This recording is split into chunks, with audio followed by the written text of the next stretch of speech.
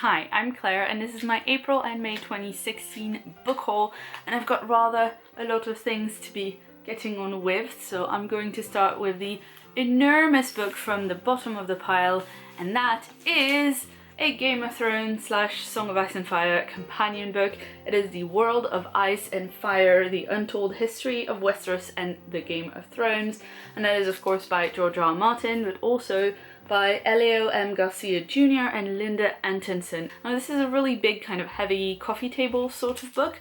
I just want to show you the inside, which has the three-headed dragon of House Targaryen. It has got some really beautiful illustrations on the inside. There's a big battle, some detailing on Sunspear, and a map of the city of Braavos. That is cool. I've looked at this a little bit and I've read some passages, but it's not the kind of book that I would read cover to cover. I think this is something probably that I will go back to in the rest of the year when I'm missing the show dearly and wanting new information, pining for the release of the next book. Next, I got Every Heart a Doorway by Shauna Maguire, which was one of my most anticipated releases of 2016. This is basically a book about what happens to all of these young children in fairy tales and stories when they go to a magical land like Alice in Wonderland or the children in Narnia. What happens to them when they come back? The book is about a girl called Nancy who traveled to an underworld. She went to the halls of the dead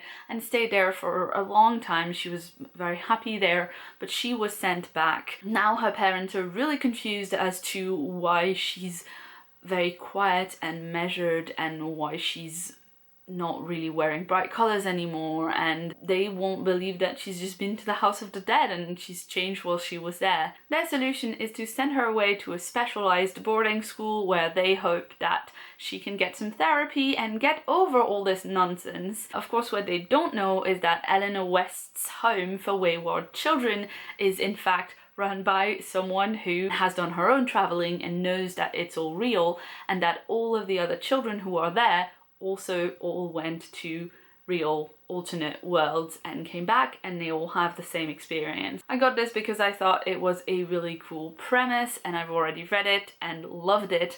I'm going to be filming a review of this very shortly, so you can expect to hear more from this book on the channel. In May, I splurged and got myself two books that I had really been wanting to read. The first is Children of Time by Adrian Tchaikovsky.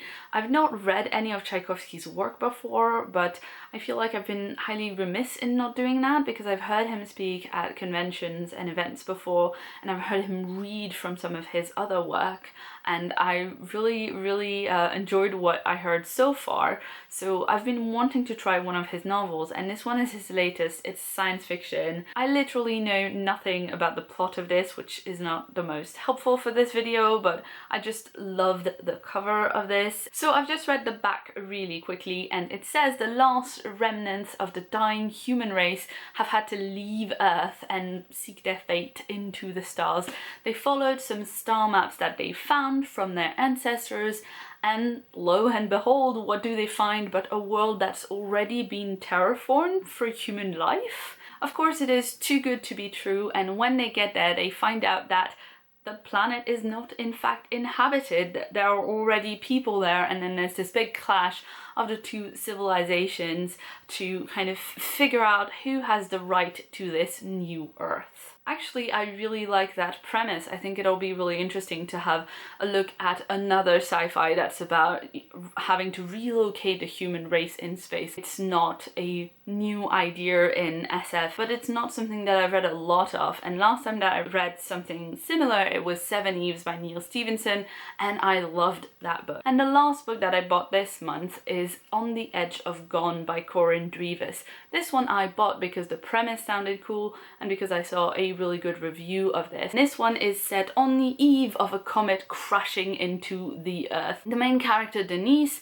is on her way to a temporary shelter with her mother and her sister, where they're going to try and weather the crash landing of the comet.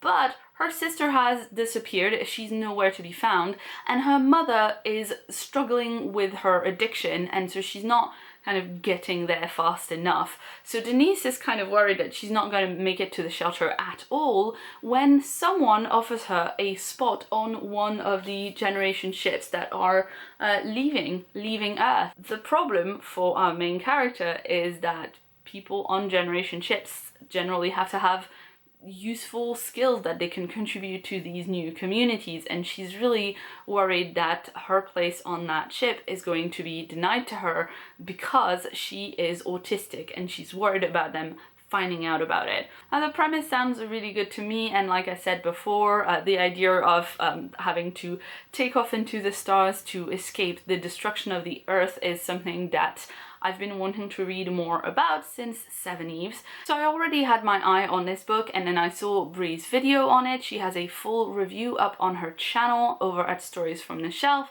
and I will link that in the description box below, because this was one of these instances where I had the video up in one tab, and then in the other tab I was ordering the book at the same time. She convinced me so thoroughly that I needed to get this book that I couldn't wait until she was finished talking to order it.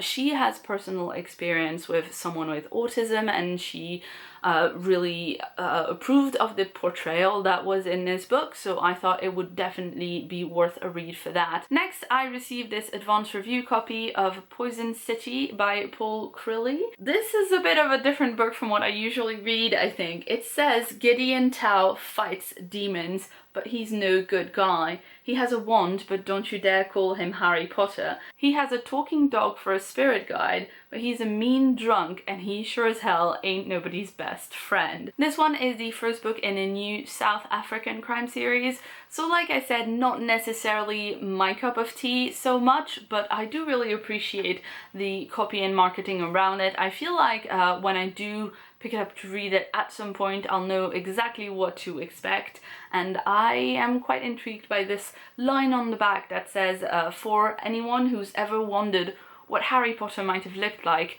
a few years and a few drinks down the line. And of course it is something that I've actually thought about before, because what's a Harry Potter fan to do? And finally, last month I went to an event organised by the YA Book Prize, and there were some lovely goodie bags full of books and candy. I ended up with all hotkey books without meaning to pick up all hotkey books, but I guess that's a kind of testament to how well their tastes tend to fit me. I don't read a lot of YA, but what I do like tends to be fairly quirky, and I guess that's kind of what hotkey does. The first thing that I picked up was The Girl from Everywhere by Heidi Halig. This one is about time-traveling pirates. We follow Nyx, who is 16 years old and lives on a time-traveling pirate ship with her dad, and her father is traveling in time as well as space on the high seas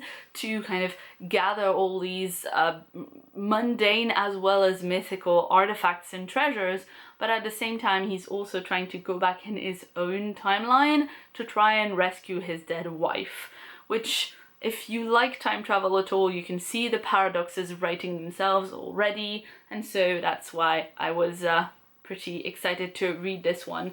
Hotkey do this cool thing where they have a little wheel at the back of the book that says kind of what's in it, and this one says time travel, love, adventure, mythical. Next, I've got The Big Lie by Julie Mayhew, and this one is one of these big idea speculative novels. This is set in 2014 Nazi England. This is the traditional sci-fi concept of what would have happened if the other side had won any given war, but done in YA. So I thought it would definitely be interesting to see how that plays out in a YA setting, because it's only something that I've seen done in fairly classic sci-fi like The Man in the High Castle, and those books haven't really worked for me in the past, so I thought I'd see if I like it better in a kind of YA style or setting. And in this one, the little wheel at the back says regime, protest,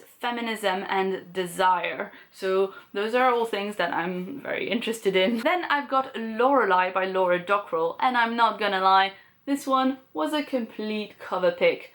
Look at this beautiful, beautiful debossing there. done in kind of like scales, and then it's got a little bit of gold decoration in the scales. It was free, it was gorgeous, and it said on the back right here in the little wheel, mermaids, true love, danger and liberty. So I thought this one was definitely one to give a look to. And that's it. Those were the books that I acquired in April and May of 2016. Let me know in the comments below if you've read any of them, if you want to, if you have any thoughts to share. If you'd like to see more from me, you can check out the sidebar right here for more videos. And if you haven't yet, please hit that subscribe button for new videos from me every week. I've been Claire, thanks so much for watching, and see you soon.